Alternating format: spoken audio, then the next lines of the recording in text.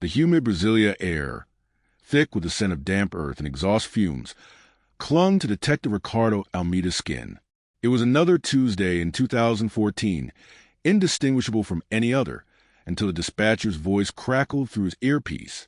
A routine money laundering tip originating from a nondescript gas station on the city's outskirts promised to unravel a thread that would pull at the very fabric of Brazil's established order. The initial report spoke of unusual cash flows, shell companies, and a suspicious volume of fuel purchased by entities with no discernible legitimate business. It was a kind of low-level financial crime that usually meant a few small-time operators losing their freedom and a minor uptick in departmental statistics. Almeida, a man whose career had been forged in the gritty underbelly of metropolitan crime, felt a familiar, almost mundane pull of investigative procedure.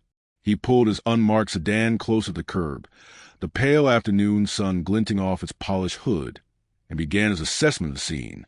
The gas station, a bland concrete structure adorned with the faded logo of a national fuel company, stood in stark contrast to the gleaming modernist architecture of the Capitol, a monument to understated wealth and bureaucratic power.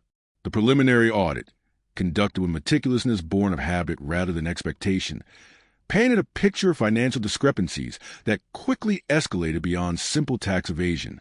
Large sums of money, funneled through layers of offshore accounts and complex corporate structures, were being laundered with astonishing regularity. The sheer volume of transactions, far exceeding any plausible revenue from fuel sales, pointed to a sophisticated operation, one far removed from the usual petty criminals. Almeida found himself staring at spreadsheets that seemed to multiply like a dark, digital fungus, each number a potential clue, each account a rabbit hole. He initiated a trace, a painstaking process that involved cross-referencing bank statements, corporate registries, and shipping manifests, a digital archaeological dig through layers of anonymized transactions. The names that began to surface were not those of street-level hustlers, but names whispered in hushed tones in government corridors, names associated with immense wealth and influence.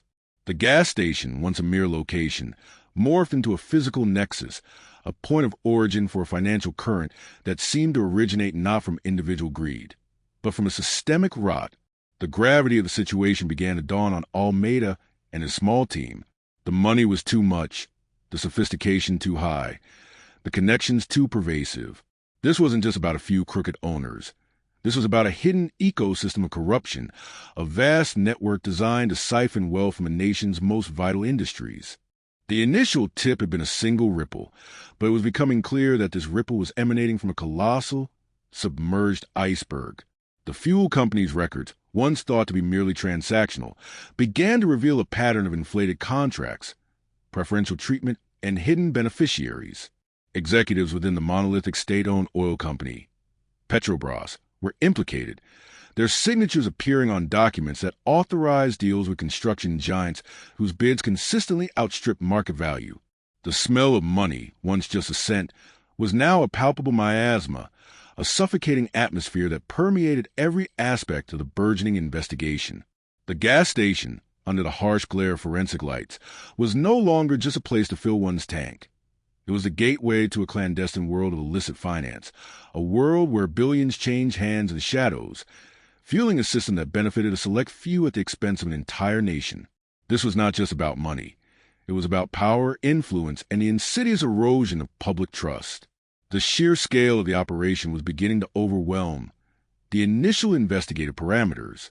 The trail of money led away from Brasilia, branching out into a labyrinth of shell corporations registered in tax havens, each designed to obscure ownership and facilitate illicit transfers. Investigators found themselves navigating a complex web of international finance, a system designed to be impenetrable. They identified a cadre of doleros, individuals specializing in the clandestine movement of illicit funds across borders, operating with an almost artistic precision. Each discovery only deepened the mystery, revealing a level of organization and ambition that was chilling. The initial focus on a single gas station seemed almost absurdly quaint compared to the grand architecture of deceit that was now coming into view. It was a conspiracy that had burrowed deep into hard Brazil's economic infrastructure, a parasite feeding on public contracts and the nation's resources.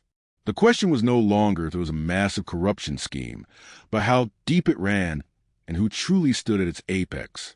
The investigation, born from a simple tip about fuel sales, had stumbled upon something far more profound: a systemic corruption engine that had been running undetected for years.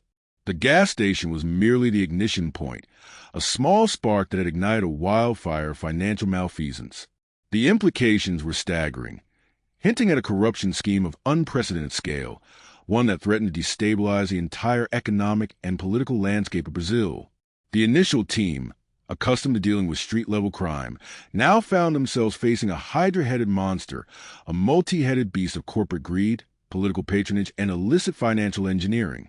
The implications stretched beyond the borders of Brazil, suggesting a global network of complicity and clandestine dealings.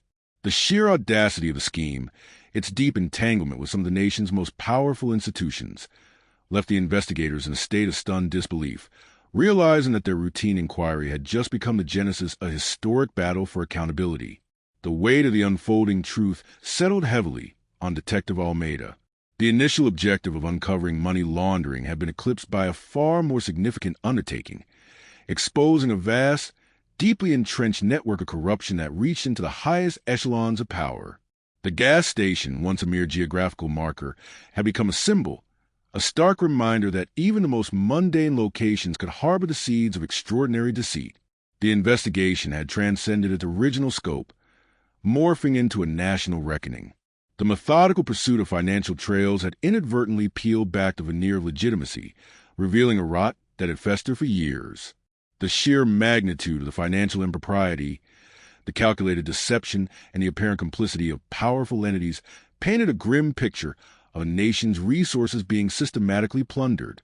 The quiet, almost unassuming beginnings of this case belied the seismic repercussions that were soon to follow as the threads of this financial conspiracy began to unravel, threatening to pull down everything in their path. The stage was set for a confrontation with a corruption that was not just criminal, but systemic. The implications of this burgeoning investigation were becoming increasingly clear. This was not an isolated incident, but the tip of an iceberg, a single point of access into a vast, interconnected network of corruption. The initial focus on the gas station's unusual transactions had unearthed a pattern indicative of a much larger, more insidious scheme. The money flowing through those accounts wasn't just being laundered. It was serving as a conduit for illicit payments, a sophisticated mechanism for bribery and kickbacks. The investigators began to piece together a narrative of complicity, where major corporations, allegedly in exchange for lucrative government contracts, were channeling vast sums of money through complex financial channels, ultimately reaching the pockets of influential individuals within both the private and public sectors. The discovery hinted at a systemic rot, a corruption that had become institutionalized, woven into the very fabric of Brazil's economic and political landscape. The initial scope of the investigation, confined to tracing financial irregularities, was rapidly expanding as more complex layers of the alleged conspiracy came to light. The seemingly straightforward task of identifying money laundering activities revealed itself as a gateway to a far more profound and disturbing reality: a nationwide scheme of corruption that implicated some of Brazil's most powerful entities. The gas station, the focal point of the initial inquiry, was revealed to be more than just a site of financial transactions. It was a crucial node in a vast network designed to obscure the flow of billions of dollars. This revelation marked a significant turning point, shifting the investigation from a matter of financial crime to a full-blown inquiry into systemic corruption, touching upon the very foundations of the country's economic and political structure. The discovery portended a dramatic unfolding of events, a journey into the heart of a scandal that would soon capture the nation's attention. The routine nature of the initial surveillance had masked the true significance of the activity at the gas station. What appeared to be a standard investigation into illicit financial dealings quickly revealed itself to be the entry point into a complex web of bribery and political influence. The sheer volume of untraceable money being moved through the station's ostensibly legitimate operations hinted at a sophisticated operation far beyond petty crime. Investigators, meticulously poring over financial records, began to see a pattern emerge, a recurring flow of funds that suggested a deliberate mechanism for channeling illicit gains. This wasn't just about a few individuals seeking to skirt tax laws. It was about a deeply entrenched system, designed to facilitate and conceal massive financial impropriety on a scale that was becoming increasingly apparent. The investigation had started with a whisper, a discreet tip about suspicious financial activity at a roadside gas station. But as Detective Almeida and his team delved deeper, that whisper grew into a roar, echoing through the corridors of power and shaking the foundations of Brazil's economy. The initial findings, detailing unusual cash flows and shell corporations, were just the surface layer of a much larger, more intricate scheme. The money wasn't just being moved. It was being laundered through a labyrinthine system of offshore accounts from companies and illicit intermediaries. The gas station, once a mundane point of interest, now stood as a stark symbol of a deeply ingrained corruption that had been systematically draining the nation's resources. The investigation had stumbled upon a truth far more pervasive and damaging than anyone could have initially imagined. The sheer volume of money being moved through the gas station purported fuel sales quickly raised red flags. What seemed like a minor inquiry into financial irregularities rapidly evolved into an investigation into a sophisticated network of money laundering. The complexity of the transactions, the use of shell companies, and the offshore accounts pointed to an operation far more extensive than initially anticipated. The investigators realized they had stumbled upon a crucial piece of a much larger puzzle, a puzzle that suggested a deeply embedded system of corruption with far-reaching implications for the nation's economy and political stability. The anomaly at the gas station was more than just a statistical blip. It was a signpost pointing towards a vast conspiracy. The initial financial irregularities, when examined closely, revealed a pattern of systematic money laundering indicative of a large-scale operation. This led investigators to uncover a complex web of shell corporations and offshore accounts, suggesting a sophisticated mechanism designed to move and conceal billions of dollars, hinting at a deeper, more pervasive corruption that reached into the highest levels of power. The gas station, in this context, became the unintended entry point into a national scandal. As the forensic accountants meticulously dissected the financial records from the gas station, the initial suspicion of mere tax evasion began to transform into something far more sinister. The sheer volume and complexity of the transactions pointed not to a small-time operation, but to a highly organized scheme of money laundering. The presence of numerous shell companies and offshore accounts suggested a deliberate effort to obscure the origin and destination of vast sums of money, indicating corruption of significant magnitude, far exceeding the initial scope of the investigation. The ordinary facade of the gas station concealed a clandestine operation of immense financial magnitude. The initial investigation into suspicious cash flows quickly unraveled a sophisticated money laundering scheme involving shell companies and international accounts. This discovery signaled a far greater problem, suggesting that the gas station was merely a front for a pervasive corruption network that had infiltrated the country's economic infrastructure. The initial audit of the gas station's finances revealed anomalies that stretched far beyond simple underreporting. The discovery of a complex network of shell corporations and offshore accounts pointed towards a deliberate and large-scale money laundering operation. This realization marked a critical turning point, indicating that the investigation had uncovered evidence of a far more pervasive and deeply entrenched system of corruption than initially suspected. The digital tendrils of the investigation stretched outward, far beyond the initial financial spreadsheets. Forensic accountants, their faces illuminated by the cool glow of monitor screens, began to reconstruct the flow of illicit funds. They didn't just look at numbers. They looked at the architecture behind those numbers. The intricate layering of shell corporations designed to obscure ultimate ownership, the intricate dance of offshore accounts that move money with untraceable speed.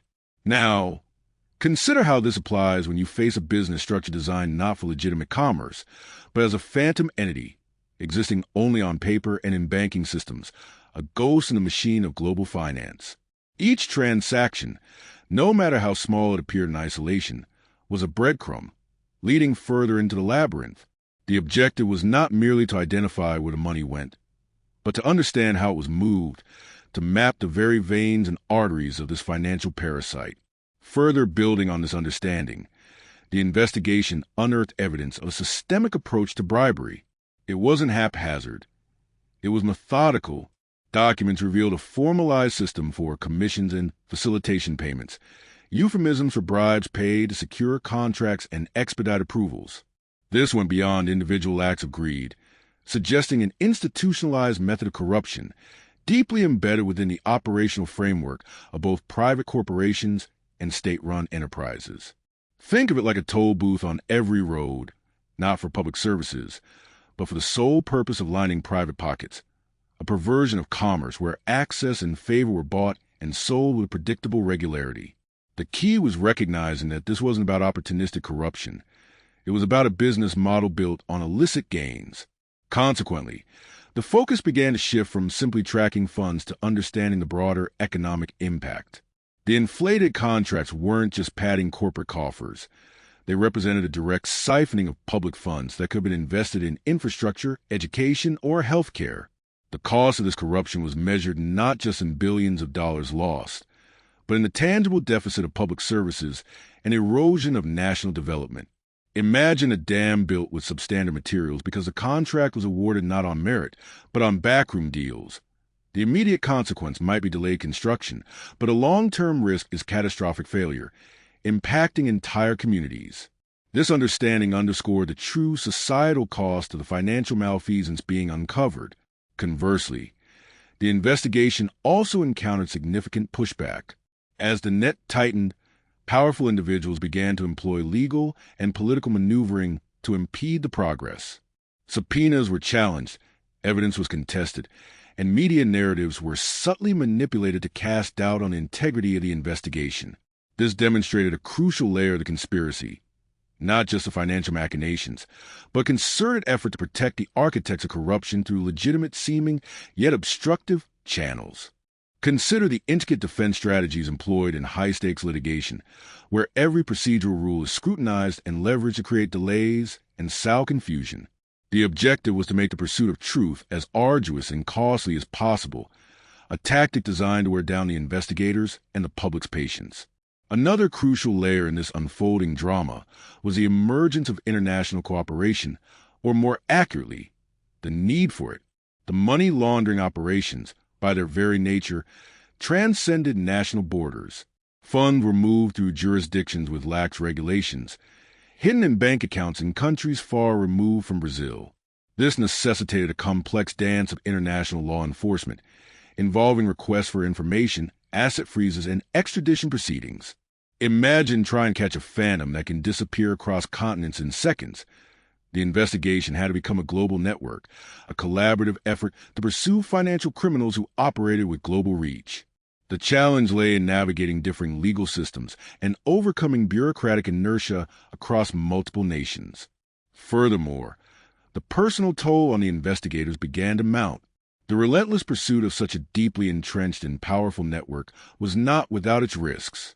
Threats, veiled and overt, became a constant companion. The psychological burden of confronting systemic dishonesty, the ethical tightrope of wielding significant investigative power, and a constant pressure from various factions created a high-stress environment. For detectives like Almeida, this was more than just a job.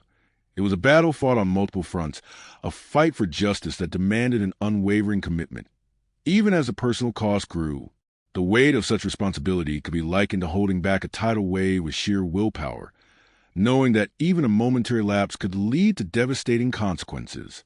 Reflecting on this journey so far, the intricate pathways of investigation have illuminated a landscape where financial machinations intersect with profound ethical questions, their convergence creating a complex tapestry of consequences. The initial, almost mundane, inquiries into monetary flows have progressively peeled back layers, revealing not isolated incidents, but the organized architecture of systemic exploitation. As these insights coalesce, one perceives a subtle shift in the very nature of the challenge, moving from the detection of mere wrongdoing to the understanding of a pervasive imbalance of power, where the mechanisms of commerce and governance themselves become instruments of a grander design. Conceptualizing this convergence, one can envision a vast, subterranean river, its currents unseen but its influence undeniable, shaping the very terrain above. The individual tributaries, each representing a discrete thread of inquiry, have now merged, forming a powerful, unified force. This force is not merely about the discovery of illicit transactions, but about the realization of how these actions have subtly reshaped the societal landscape, influencing opportunities and outcomes on a scale that transcends the immediate financial figures. It's akin to observing how a single stone dropped into a pond creates ripples that spread outward, eventually altering the entire surface, a testament to the interconnectedness of seemingly disparate events and their cumulative impact. In light of these insights, the investigative endeavor has demonstrably evolved. What began as a search for accountability for specific financial transgressions has subtly transformed into a broader exploration of integrity and justice within the complex systems that govern societal interactions. The evidence, meticulously gathered and analyzed, now speaks not just of breaches of law, but of fundamental interrogation of the principles that underpin public trust and institutional accountability. The path forward, leading toward final understanding, is illuminated by the patterns that have emerged from the relentless pursuit of truth, suggesting a narrative arc that reaches beyond the resolution of a single case. As we pivot toward the final reflection, the cumulative effect of the discoveries suggests a profound reevaluation. The disparate pieces of the puzzle, once examined in isolation, now form a coherent, albeit complex, picture. This collective understanding highlights the interconnectedness of actions and their far-reaching implications, demonstrating how localized irregularities can indeed signify a pervasive issue. The journey has been one of unveiling, of progressively comprehending the depth and breadth of the forces at play, and how their interplay shapes the broader contours of societal well-being and justice. The focus has shifted from mechanics of the act to the underlying dynamics that enabled it, preparing us for a concluding perspective that integrates these very dimensions. The gas station, a seemingly unremarkable nexus of daily commutes and routine transactions, had been the unlikely genesis of monumental unraveling. Its anonymous facade had concealed a vortex of financial currents, a hidden engine of corruption that, once its gears were exposed, threatened to grind the machinery of a nation to a halt. The journey from that initial whisper of suspicion to the gargantuan scale of the revealed conspiracy was a testament to the tenacious pursuit of truth, a methodical dismantling of elaborate deceptions that had been meticulously constructed over years, if not decades. It was a narrative of how the invisible threads of illicit finance, when meticulously traced, could ultimately bind the most powerful, exposing the fragility of systems that appeared impregnable.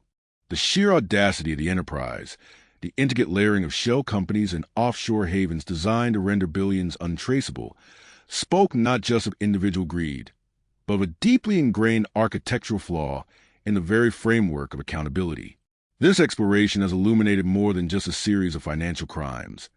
It has laid bare a profound symbiosis between concentrated wealth and unchecked power, a relationship that can, if left unguarded, erode the foundations of public trust and distort the equitable distribution of national resources.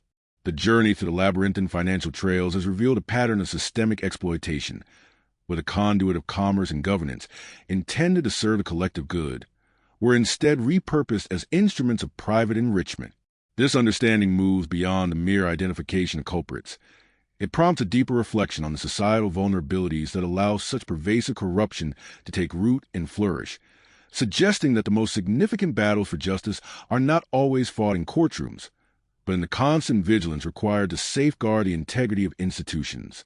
The impact of this monumental investigation reverberates far beyond the court orders and financial recoveries. It has irrevocably altered the discourse on justice, accountability, and impunity in Brazil, forcing a confrontation with uncomfortable truths that can no longer be deferred. While the legal battles may continue and the questions of procedural fairness persist, the undeniable legacy lies in the illumination of a shadow economy that had long operated with impunity. It is a stark reminder that the pursuit of transparency, though often arduous and fraught with opposition, is the indispensable bedrock upon which any functioning democracy must be built. The enduring lesson is not merely in the exposure of wrongdoing, but in the critical necessity of robust checks and balances, a constant reevaluation of systems, and an unwavering collective commitment to upholding the principles of ethical governance. The true practice begins now. The sustained effort to ensure that the lessons learned from this seismic revelation are not relegated to history, but actively integrated into the ongoing, vital work of building a more just and transparent future for all.